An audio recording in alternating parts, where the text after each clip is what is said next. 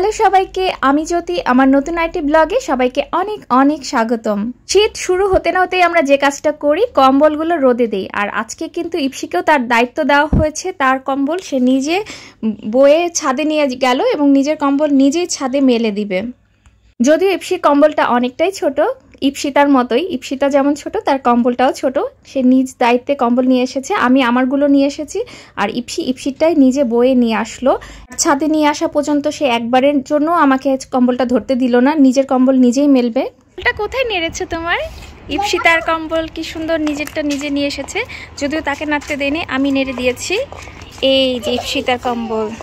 আর এই ব্ল্যাঙ্কেটটা কার বাবা? এটা কার ব্ল্যাঙ্কেট? বাবার। আমাকে একটু দিবে বাবা? তোমারটা কি আমাকে গায়ে দিতে দিবে? ময়লা কেন ধরছো? এই বাসাটা আমাদের পাশে নতুন হয়েছে, খুবই সুন্দর লাগছে। গাছগুলো দিয়ে কি সুন্দর, অনেকটা সময় লাগলো বোধহয়। গাছগুলো লতা পাতা কি সুন্দর ঝুলে আছে, ভালোই লাগছে দেখতে। মানে আউটলুকটা খুব ভালো হয়েছে বাড়িটার। সব হাই রাইজ বিল্ডিং, তো এটা নতুন হয়েছে, তো এটা সুন্দর লাগছে, বেশ ভালো। আর এই সাইডের বিল্ডিংগুলো তো খুবই ভালো, দক্ষিণ দিকের একদম সব সময় বাতাস পায়, দক্ষিণা বাতাস। আমার দক্ষিণ মুখা বাড়ি খুব ভালো লাগে। আমরা ছাদে বেশি একটা সময় থাকিনি, কারণ ছাদে বেজায় রোদ, মানে বোঝাই যাচ্ছিল না ঘরে বসে যে এতটা রোদ আছে। রুমের ভিতর ওরকম তো রোদটা পাই না, বারান্দাতে যতটুকু রোদ থাকে, কিন্তু মানে ভালোই রোদ আছে। আমি দুটো নিয়ে এসেছিলাম, মনি দিদি আর দুইটা নিয়ে আসছে। তো ওর কম্বলটাও দেখাচ্ছিল, এটার মধ্যে শামুক ঝিনুক কি কি আছে। তো ইপসি আবার বয়ে বয়ে ওটা রেখে গেলাম না, ওটা বেশি রোদ দিয়ে দিতে হবে না, নিচেটা নিজেই বয়ে নিয়ে গেল। চলো চলো চলো চলো, এখন থেকে মেয়েকে সাথে নিয়ে নিজের কাজগুলো নিজে নিজে করা একটু একটু করে শেখাচ্ছি। বাসায় এসে আবার ওর জন্য একটু ভাবলাম পোলাও রান্না করি, ভাত একটু কম আছে। তো মনি দিদি বললো যে এখন আর ভাত বসানো দরকার নেই, ইন্ডাকশন যখন করবো চুপ করে ওকে অল্প একটু পোলাও করে দাও। তো আমি ভাবলাম যে পোলাও না করে একবারে বাসমতি পোলাও করে ফেলি। মানে একটু একটু করতে করতে চিন্তা করে ভাবলাম যে থাক, বাসমতি পোলাও একদম ঘি দিয়ে মেখে, কিশমিশ বাদাম সব কিছু দিয়ে মেখে একবারে বসিয়ে দিয়েছি। মুশকিলটা হলো, মানে ইন্ডাকশন চুলায় পোলাও বা বিরিয়ানি যে কোনো কিছু না দমে রাখা যায় না, খুব চোখে চোখে রাখতে হয়, হয় পানি টেনে যায়, না হয় নিচে লেগে যায়, এটা একটা প্রবলেম। তো চোখে চোখে রেখে তাড়াতাড়ি পোলাওটা হয়ে গেছে। আর আজকে বাসায় রান্না হয়েছে কই মাছ। ইপসির জন্য করেছি হলো কই মাছ ভুনা করেছি, ইপসি আর আমার হলো ভুনা। আর আমার বাসায় হলো শাশুড়ি মা আর আমার হাজব্যান্ড, এরা হলো পেঁয়াজ একটু কম পছন্দ করে, তো ওদের জন্য হলো জিরা দিয়ে রান্না করেছি। আর ইপসি আর আমার জন্য ভুনা, এটা দিয়ে আমরা বাসমতি পোলাও খাবো আজকে। বাসমতি পোলাও আমি প্রথম খেয়েছিলাম কলকাতাতে, সেখান থেকেই আমার শেখা বাসমতি পোলাও। মানে পোলাওটাকেই যে এরকম মিষ্টি মিষ্টি করে বা ড্রাই ফ্রুটস দিয়ে মজা করে করা যায়, এটা আমার জানাই ছিল না। তবে কিন্তু এটা খেতে অসাধারণ, এর সাথে আর কিছুই লাগে না, একটু বেগুনি হলেও চলে, অথবা খালি বাসমতি পোলাও খেতে মজা। তবে সবচেয়ে এটার সাথে ভালো কম্বিনেশন হলো মাটন কষা। বাসমতির পোলাওর সাথে মাটন কষা দুর্দান্ত কম্বিনেশন। তবে আজ তো আর মাটন নেই, কই মাছ, আর সাথে আমি একটু সবজি নিয়ে নিয়েছি। দুইজন একসাথেই খেতে বসে গেছি, মেয়ে আর আমি একসাথেই খাবো।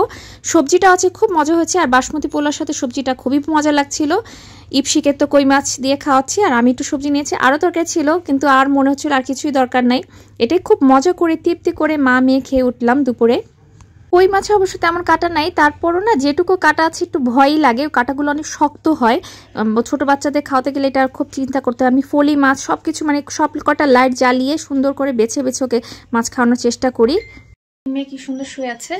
ইপসি ঘুম থেকে উঠে বিকেলবেলা বলছে আমাকে একটু চা বানিয়ে দাও, অনেক ঠান্ডা, তুলসী চা। কিন্তু না, আমি এখন তাকে চা করে দেব না। আমি যে মাইলো বের করেছি, দুধ গরম অনেক আগেই বসিয়ে দেখেছি, দুধটা জাল হচ্ছে, আমি তাকে মাইলো বানিয়ে দেব। কারণ চা খেলে এমনিও ঘুমায় দেরি করে। আর এখন তো মাইলো, এটা হলো থাইল্যান্ডের একটা মাইলো। মাইলো প্রথম খেয়েছিলাম মালয়েশিয়াতে ভীষণ মাইলো খায় ওরা, কিন্তু মানে চা কফির অল্টারনেটিভ হিসাবে কিন্তু মাইলোটাই খায়।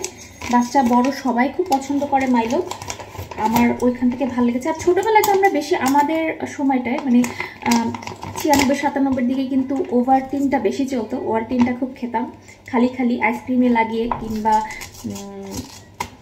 ব্রেডের সাথেও কিন্তু এই খালি খালি ওভারটিন খেয়ে নিতাম।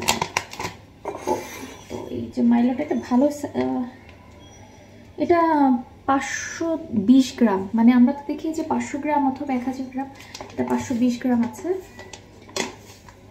যে কদিন যায়, ওর আসলে বেশি দিন একটা জিনিস ভালো লাগে না, মাইলো হয়তো 1-2 দিন ভালো লাগতে, আবার চেঞ্জ করে করে পছন্দ। আমার মতো। না এটাই হচ্ছে না পুরোটা। হ্যাঁ নিবা, এটা তো হয় নাই। এটা এই যে বিড়াল ছানা, এদিকে আসেন। গুঁড়া দুধ খাওয়া শিখাচ্ছে, মাইলো খালি খালি খায়। কেমন এটা? এটা ভালো? কফি কফি একটু একটু ডার্ক, একটু ডার্ক,